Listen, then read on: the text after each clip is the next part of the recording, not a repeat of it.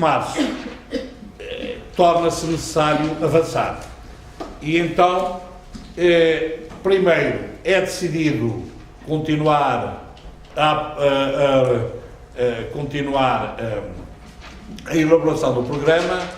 O Melo Antunes continua as reuniões já com os elementos da Marinha.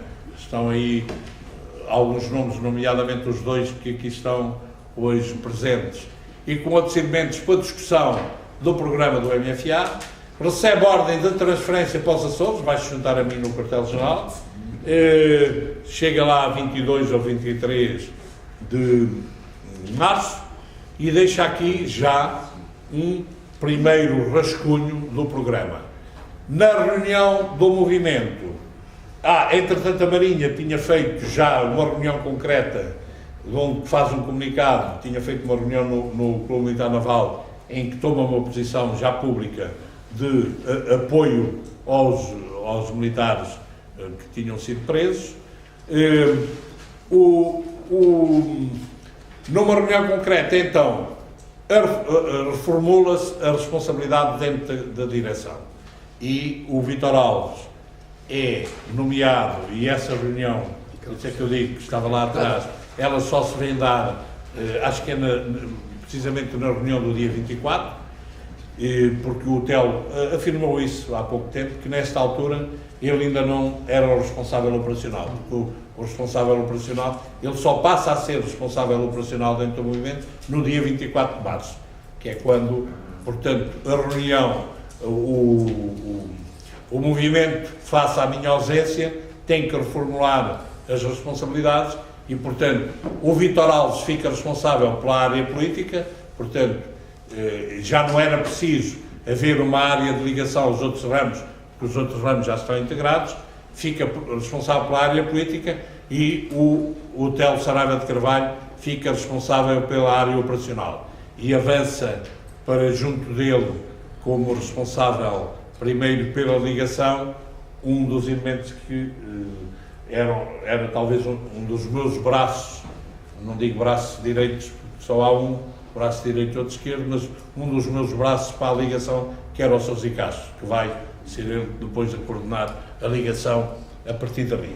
E dá-se a última reunião alargada do movimento no dia 24 de março, em casa do Candeias Valente, em Oeiras, que é um capitão de cavalaria, em que, a partir dali, fica definidas as responsabilidades, fica decidido que, a partir dali, segurança máxima, não há mais reuniões alargadas e se vai preparar o golpe por um lado e se vai discutir o programa do MFA por outro. Em março, 28 de março, o Marcelo tem a última conversa em família, portanto, e a partir dali começam os preparativos para o hotel, com algum grau de loucura que vem a ser extraordinariamente importante, porque eu concordo e acho interessante uma visão que o Vítor Alves, a certa altura, dizia. Nós, a olhar para trás, não podemos considerar que, e temos que constatar que o movimento não teve um líder, não se pode dizer que haja algum de nós que seja um líder tipo Fidel de Castro em Cuba, ou coisa do estilo. Não tivemos, de facto, ninguém que fosse o líder absoluto. Agora, tivemos a sorte de ter um conjunto de elementos, cada um com a sua valência, que nos demos muito bem, sem andar a tentar conquistar o poder uns aos outros, e conjugámos esforços e capacidades, e em conjunto, de facto, conseguimos resultados que, enfim, ficaram à vista no 25 de Abril. Portanto, o hotel, e o Vítor Alves costuma acrescentar, até o grau de loucura do hotel foi extraordinariamente importante. Foi. Diga. Nessa união que acabou de afirmar, esta união de esforços, né? Sim.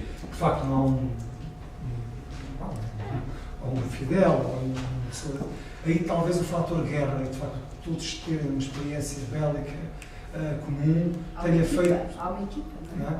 Tenha também. O que é que acha? É uma pergunta? Não, com certeza, quer dizer, vamos lá ver. Porque que foram politicamente depois já tem uma experiência de guerra forte. Infelizmente, na minha opinião, é esse problema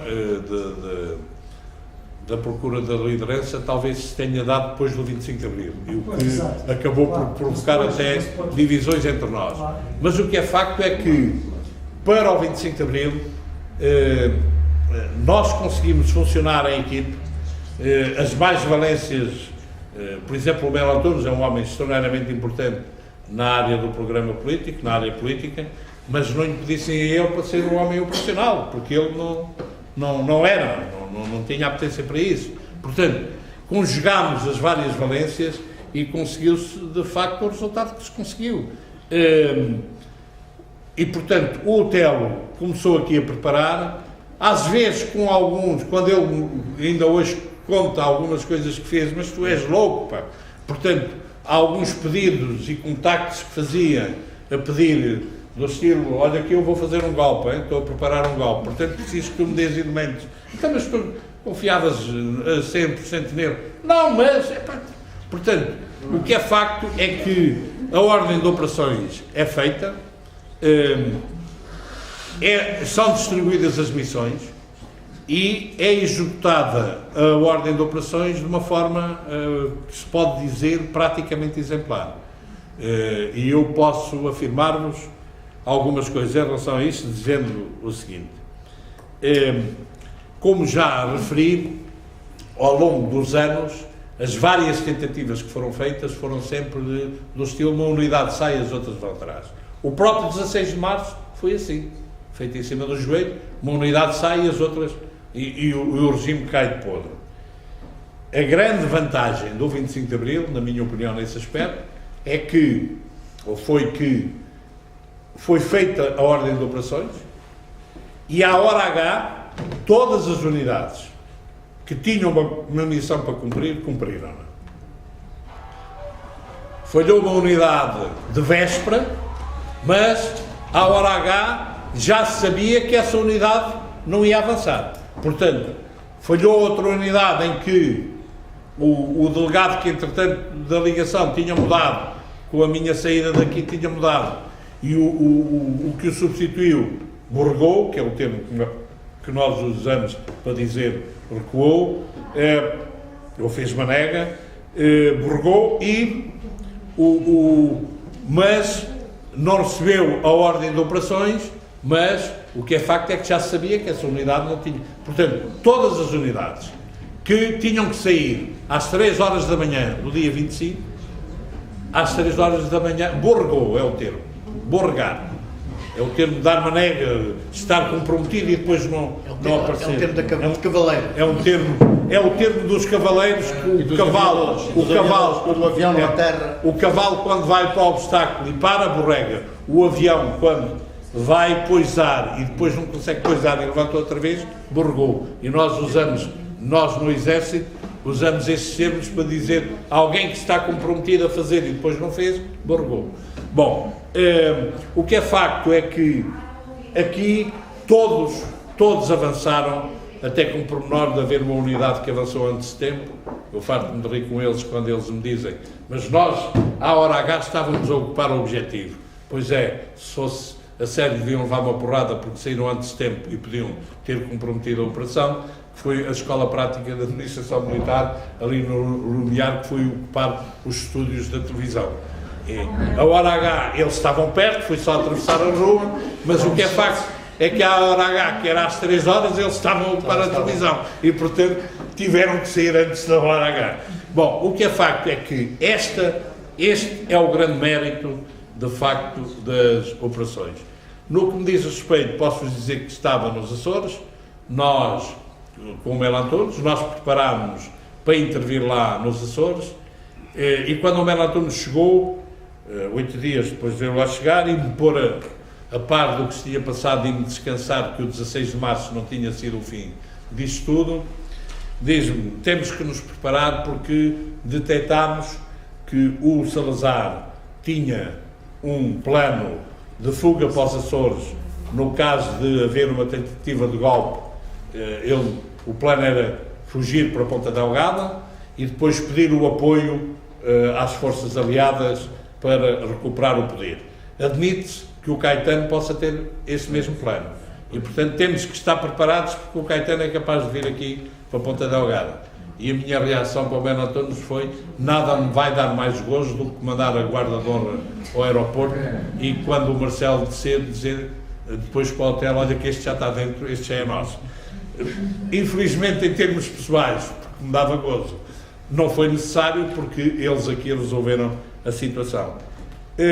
A certa altura, portanto, as ligações eram muito difíceis e, portanto, nós estávamos a trabalhar um bocado lá sem rede, até porque a segurança começou a apertar e ia haver necessidade disso, e eu aproveitei a ida lá de um capitão da Força Aérea para lhe mandar um código e pedir ao hotel que, quando soubesse ao certo quando ia ser o golpe, me mandasse um telegrama para a sogra do Melo Antunes, que era açoriana, por razões de segurança, não para o Melo Antunes, um telegrama em código a dizer-nos quando é que ia ser o golpe.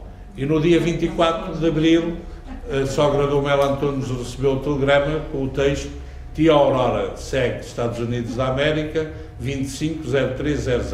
Um abraço, Primo António. Pronto, ficámos a saber que era 25 às 3 da manhã. Preparámos para intervir, não foi necessário. Pessoalmente regressei no dia 28, saí de lá 28, cheguei aqui 29 de abril no primeiro avião. E posso-vos dizer já agora, só para mostrar de facto as condições em que tudo foi feito e a questão até do líder que eu falava há pouco, posso-vos dar 3 exemplos, para não entrar para mais, porque estou-me a recordar de mais de 3 ou 4, mas basta 3 para mostrar bem o tipo de situação que vivemos nessa altura.